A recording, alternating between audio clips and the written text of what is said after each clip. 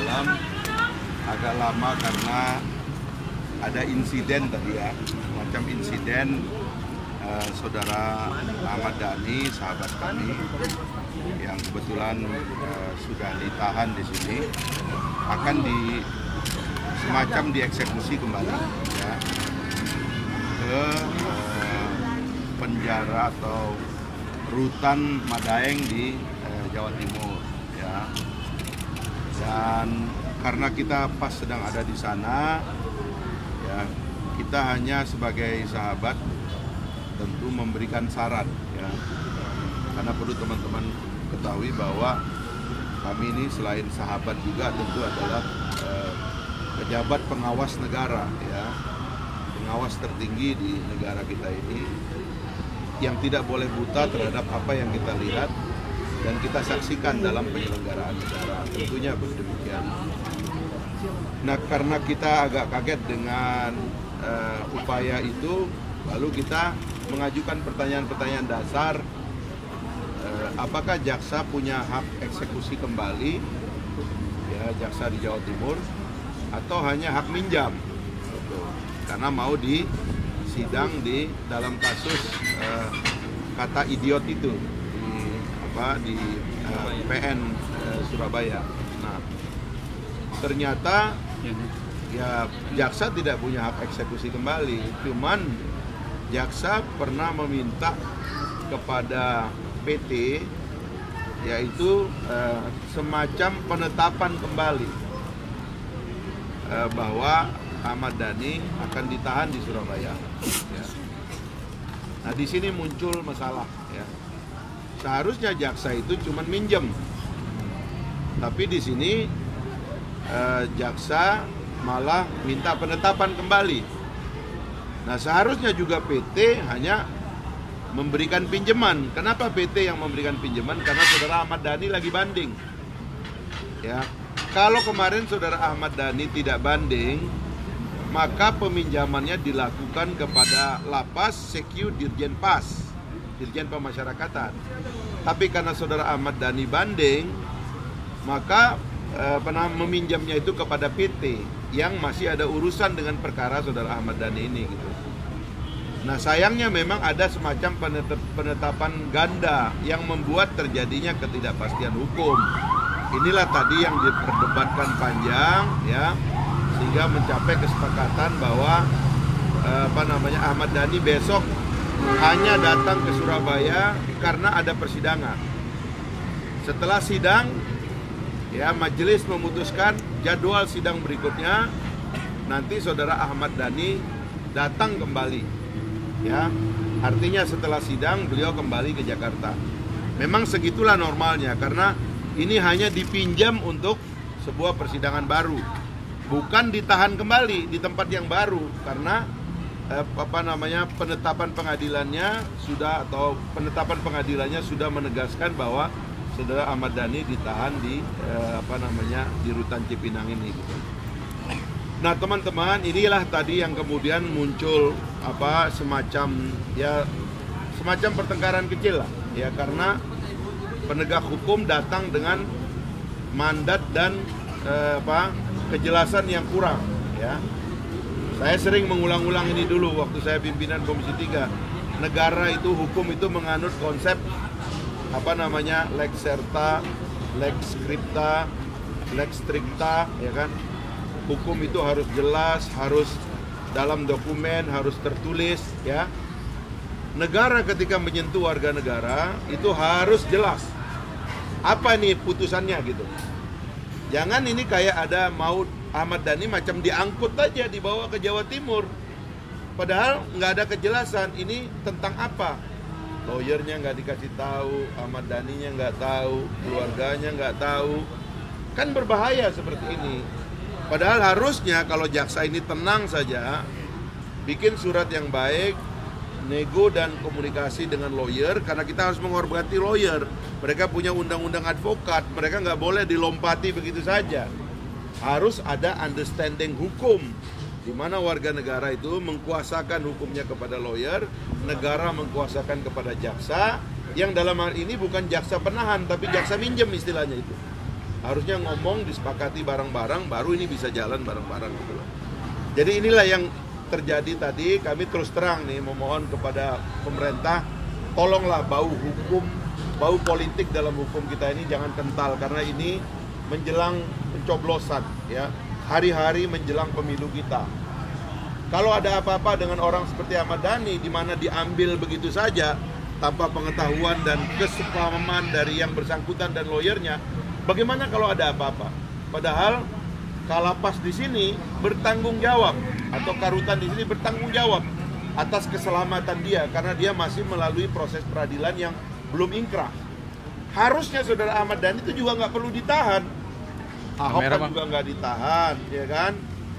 Dia juga diinapkan di Makobrimob. Waktu diminta bersaksi ke Bandung dalam kasus Buniani juga nggak datang. Kenapa apa yang dialami oleh saudara Ahok tidak diberi juga lah kepada saudara Ahmad Dhani?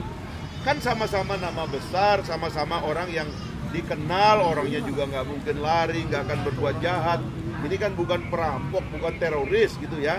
Harusnya diringankan aja, dilonggarkan aja, nantilah ditahan setelah inkrah ya, setelah proses upaya hukum yang biasanya selesai, baru kemudian ditahan.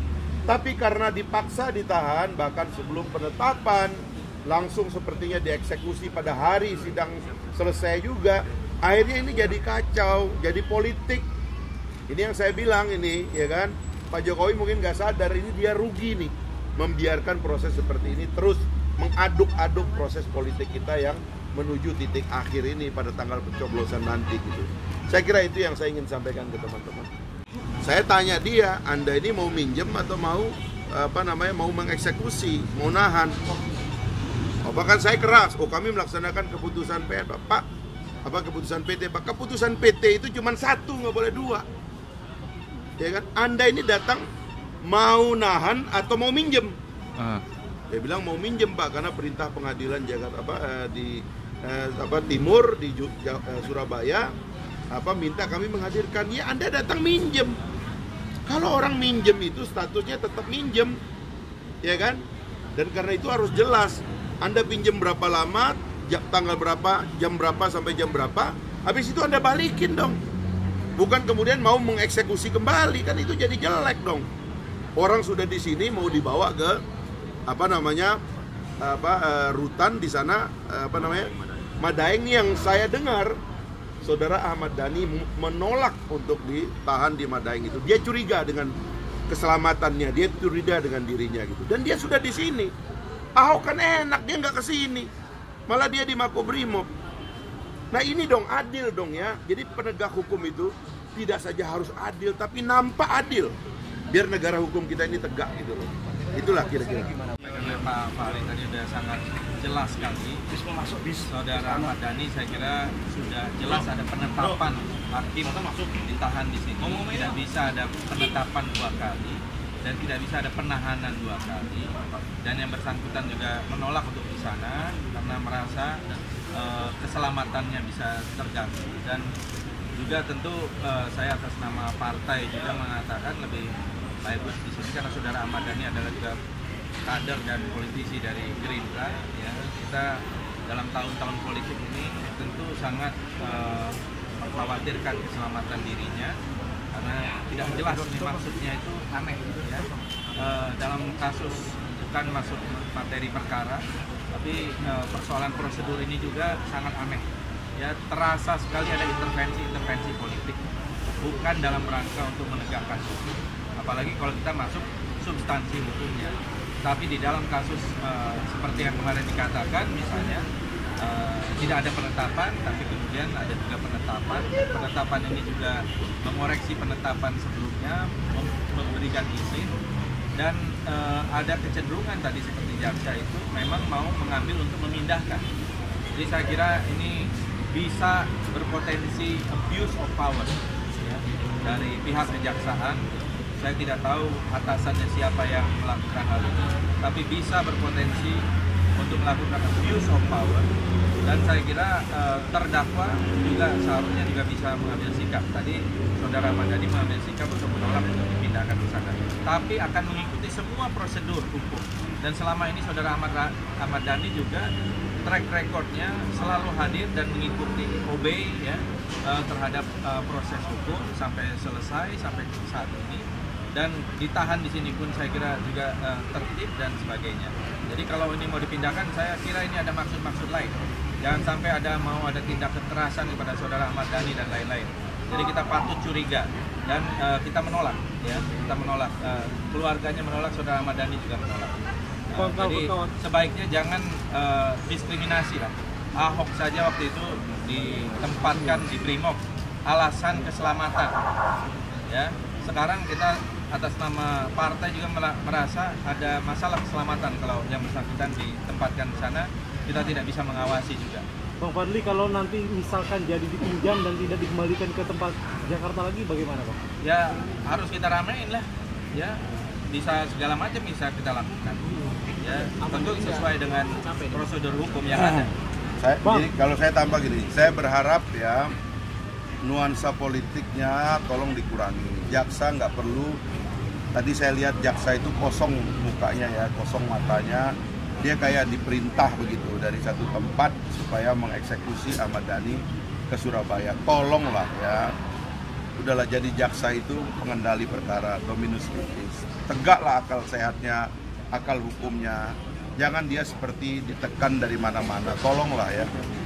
Ahmad Dhani ini udah kooperatif.